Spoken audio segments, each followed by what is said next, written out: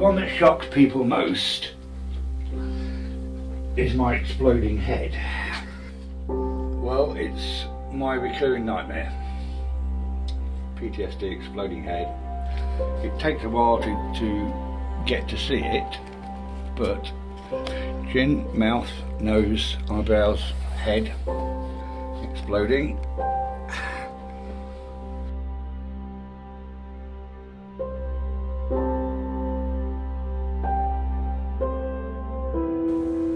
This is Mac, a 65-year-old artist who lives in the southeast of England. He invited me to his home to tell me about the lifelong consequences of being abused while in the armed forces as a young man. So I don't do speed walking.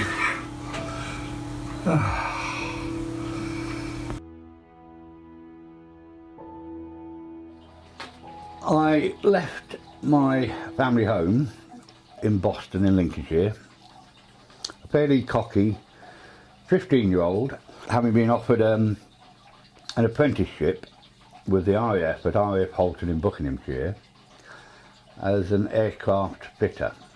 And arrived at Wendover Station along with approximately 100 other boys, many a lot older than me, 17, 18. At 15, Mac was legally a minor, and so his parents signed custody of him to the armed forces. It was March 1969 when he arrived at RAF Halton, less than 50 miles from London. On the first day, after medical checks, issuing of uniforms and sorting into work groups, the new apprentices were given free time to socialise. It was while he and another apprentice were playing the piano in the hall that Mac says he witnessed and experienced his first sexual abuse within the armed forces. Within a minute, a corporal, an older guy in his probably 20s, late 20s, came over, sat on the piano stool next to Seamus, who I'd since found out the guy was called Seamus. And the corporal leaned over and put his hands on the top of Seamus's hands, as if to show him how to press the keys and play a tune. And then moved his hands back, and then I directly saw the corporal's hands slide across over Seamus's knee, right knee, and grope his groin. And that was my first example of what was going on. And the corporal took his hand off, stood up, walked off. And Seamus was very shocked about it and got up and left, and I sat down again and trying to think what was happening. And sure enough, the corporal came over and did exactly the same to me. And this was my first day within the first few hours. I didn't know what it was about. Yeah, I was 15. I'd come from a small market town. I was the eldest of 6 kids. Sex wasn't talked about in our house. Although Mum had 7 kids and she was in a wheelchair, we weren't unaware of what was happening. But so to go to a completely alien place with, dozens and dozens of teenage boys, where some were very open about sex, and it set a train of thought process in motion that lasted for 2 years or more whilst I was at RAF Halton.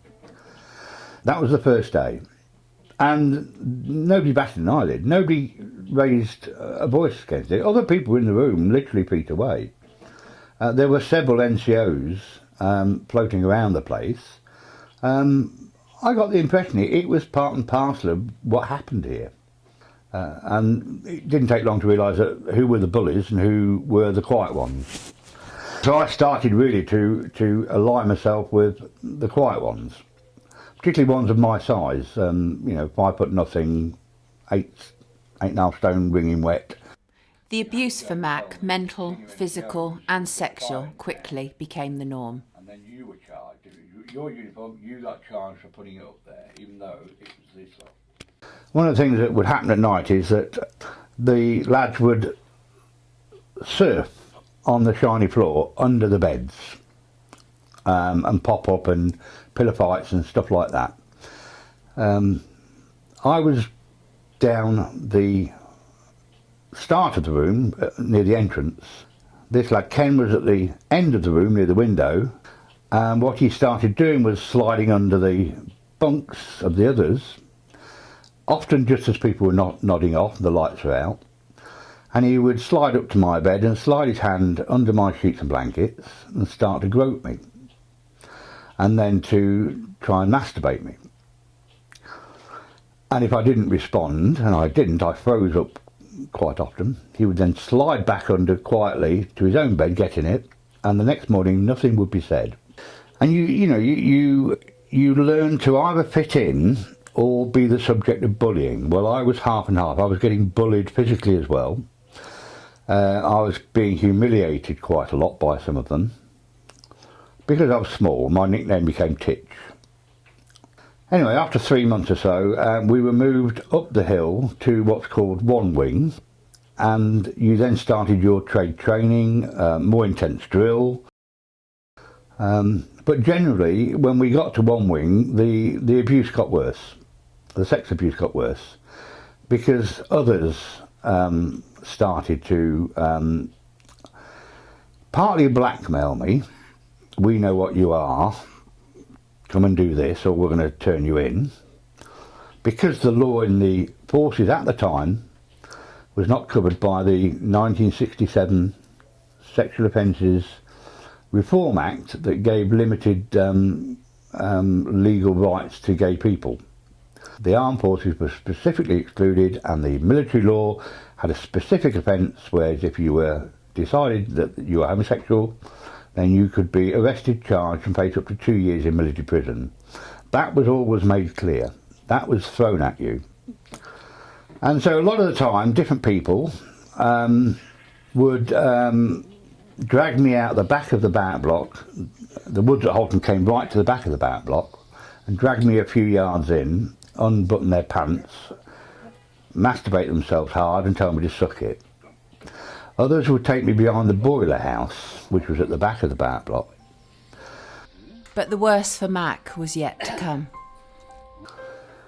And in April 1970, on a Saturday afternoon, because Saturday afternoons was sports day or you had your own time, well, I went running through the woods. And because it was a sports afternoon, I had my RAF blue shorts on, my pale blue t-shirt and my running pumps. And I was running through the lower reaches of the woods, and suddenly I heard people behind me. It was a spring day and I could smell new grass, and I could smell mulching leaves. And they're the two smells that remain with me. But suddenly I was pushed from the back, face down. One of them held my arms out in front of me, and I recognised him. And behind me I felt another person spreading my legs apart with his knees, pulling my shorts down, and then penetrating me, anally raping me. And I was then 16, 16 and a half-ish. I'd grown up a bit from the 15-year-old boy. I didn't want to be crying in the woods. I didn't want to feel like the worst I'd ever felt. So I pulled my shorts back up and I stumbled back through the woods to my barrack block, went in by the back door because most people were out, and I went straight into the showers and turned the shower on, fully clothed, and stood there and watched blood dripping down my legs into the shower tray. Washed myself up, I changed out of my shorts and shirt and put on my only pair of civilian trousers, brown trousers my mum had packed for me along with a jacket and a shirt, and then went to find the corporal. And I'm going to say Corporal Thomas, because I know there were several Corporal Thomases there. But I went to find Corporal Thomas, who was the next above me in charge of us, and eventually found him and asked him, I wanted to see the medic, the medical officer. And he basically said why, and I couldn't tell him why. I said I'd been injured. He said, well, if you're not going to tell me, I'm not going to give you permission. So I left it. I thought I'd go and find Sergeant Price, who is also dead now. And it took me a week to pin Sergeant Price down. And it was the following Saturday when I found him, after drill. By then, Corporal Thomas had obviously told him. And Sergeant Price told me to shut up, never talk about it, never mention it. And he had his hand round my throat, pinning me to the wall. Now, I'm a 16-year-old boy. He's a man in his 30s by then, I think. But Sergeant Price would do nothing, wouldn't let me see the MO.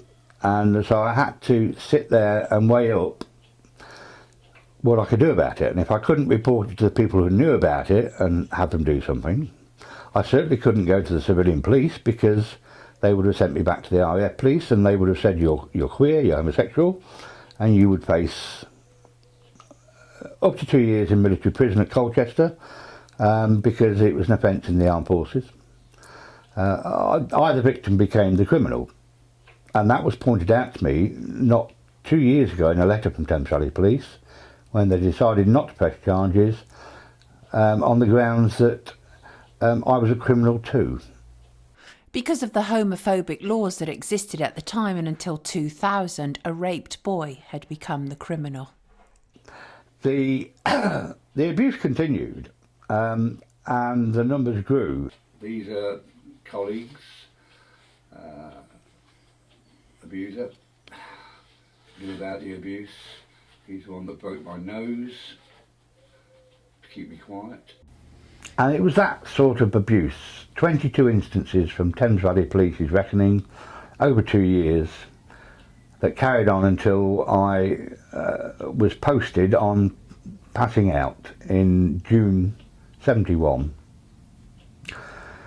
And in June 71, the 21st, we had what was called a pre-pass out dinner at a local posh hotel down in, I think it was Princess Risborough, where we were all issued with bow ties, white shirts and bow ties, and we had a group photograph taken, and all of my abusers were on there, 2 of them standing literally feet away from me, including the 2 NCOs that had refused to help me. But well, I had one thought in mind: after the parade in a couple of days' time, I'll be out of here. It will stop. So a couple of days later, we had the pass-out parade, which is marching up and down the main square, bands, minor royalty attending, all of that. And my mother and grandmother and grandfather drove up from Lincolnshire. Mum was in a wheelchair. They were slightly late, and after the parade there was a meal set on in the mess. But before the meal, everybody and their parents gathered after the parade, gathered around the front of the mess, chatting and chit-chatting. Me, my mum in a wheelchair, my nan and granddad, we were ignored, we were ostracised. Nobody came to chat to us. We were stuck around the corner at the back of the mess, which is where the only photographs I've got were taken. And then when everybody filed into the mess, we were held back until everybody was in seated, and then we were escorted in to a table right down the end to ourselves in the corner. And your mum at that time believed it was because she was in a wheelchair? She believed it was in a wheelchair. What did you believe? I believed it was because almost all of the people by then, after 2 years, had realised that I'd been abused. I'd kept my mouth shut. I played the game, but now my parents were there. Would I blurt anything out to my parents? Would I create a scene on this huge day of pride for their families? That's why they ostracised us. That night, Mac returned with his family to Lincolnshire while he awaited his posting orders. Which eventually turned out to be RAF Coningsby, 13 miles from my hometown. And the downside to that was that one of the people that had been abusing me for all that time, who is not dead, was posted to Coningsby with me and carried on blackmailing me into occasional sex at RAF Coningsby. Partly because of his sexuality, Mac was shamed into silence for many years and first mentioned his abuse to a psychiatrist in 1998. But what kept me going was the one time I rang my dad, I couldn't tell him what had happened. He was ex-forces himself, with a long family line of ex-forces.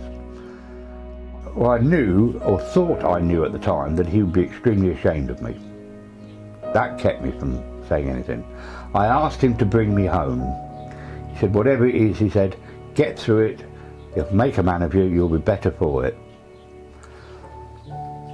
And I didn't know that for the rest of his life, until he came to see me about 3 months before his death in 2000, he came to see me at my home in Lincoln, and he apologised, because by then he knew what I'd gone through. That's how the thing goes on. It's kept in tradition, it's initiation, it's laughed off as it'll make you a man. It's reinforcing this is the sexuality and attitude we want.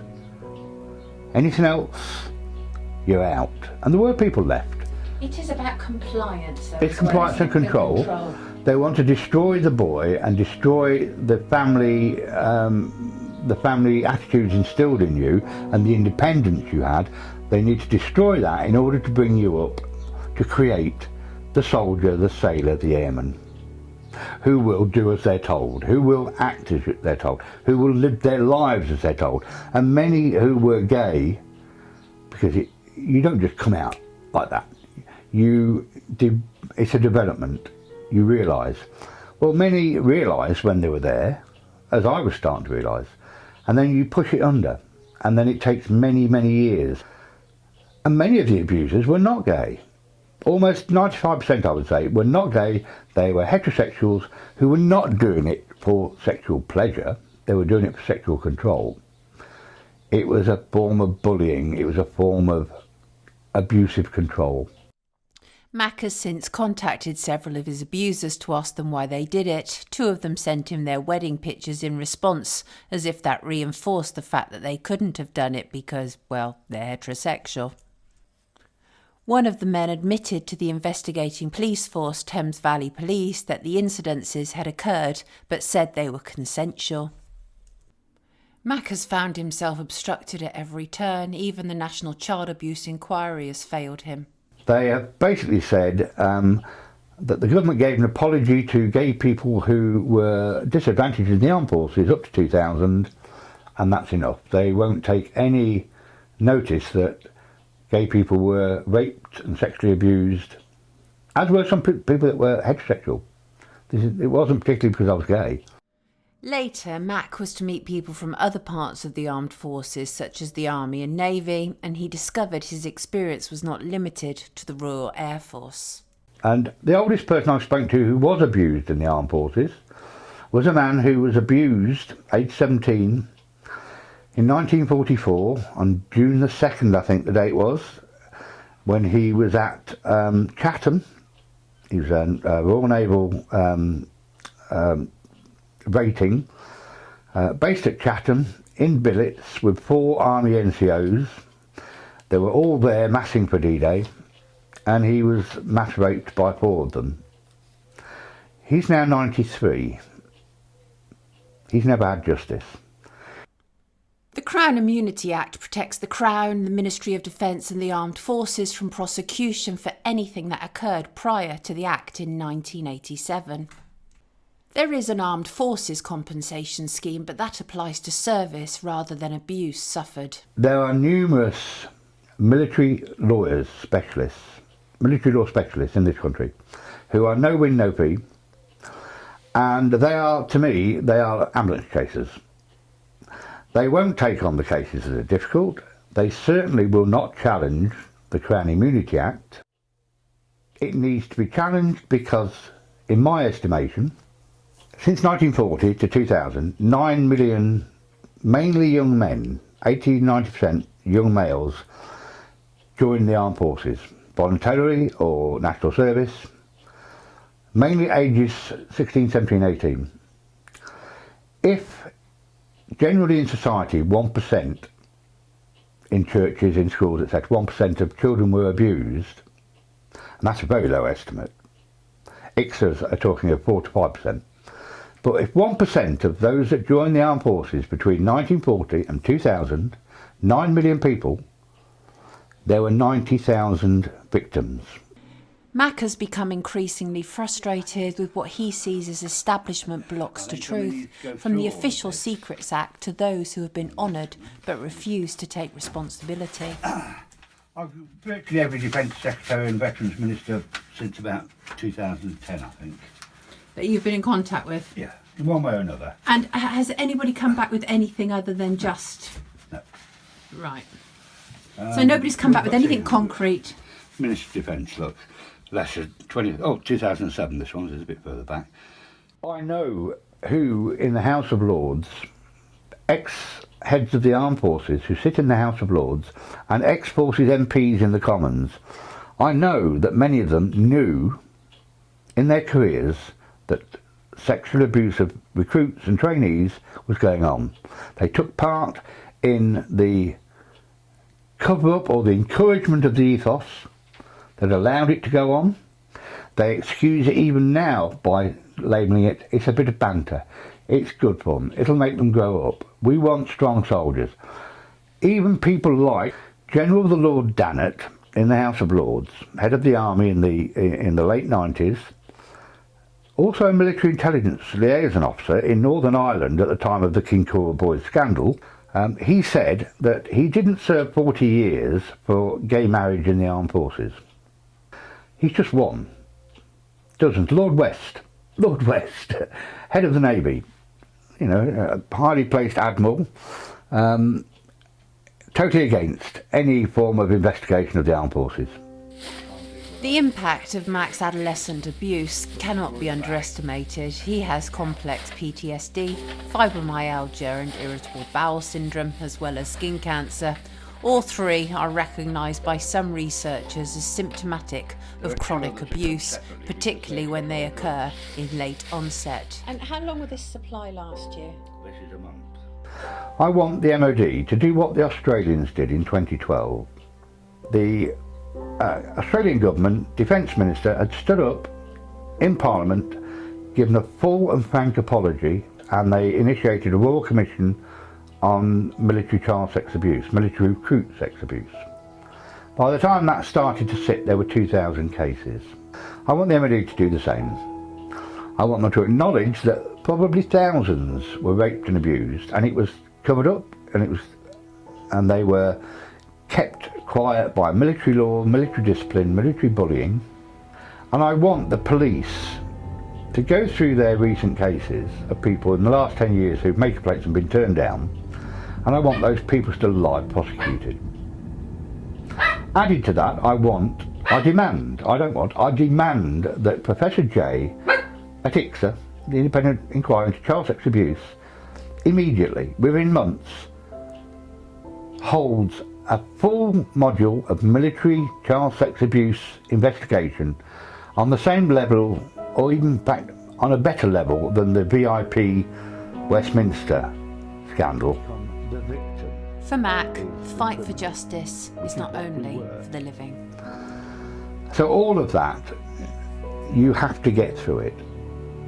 Because some didn't. Some committed suicide. In St Michael's Churchyard at Halton, there are 3 or 4 graves of young apprentices who committed suicide. It wasn't for anything else aside from the bullying and the sexual abuse. They're given Commonwealth War Grave headstones, when technically they didn't die in action, they didn't die of an accident, they committed suicide. And they're there to this day, as are several dead senior NCOs who were abusers and are buried in the same plot with the same honours. That's how the thing goes on.